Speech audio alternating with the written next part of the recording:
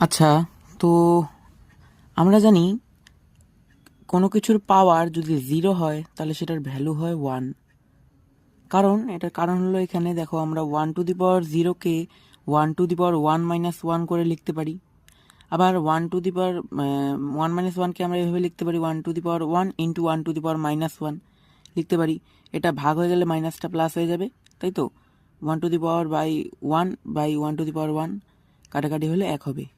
তো আজকে আলোচনার বিষয় এটা না, আলোচনার বিষয় হলো 1^0 = 1 এবং 1^1 = 1।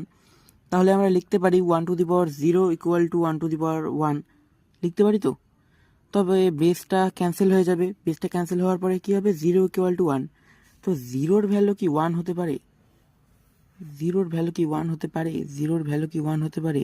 এটা একটা কোশ্চেন থেকে গেল। তো তোমরা বলবে যে জিরোর ভ্যালু কি 1 হতে পারে, এটা কি সঠিক না ভুল?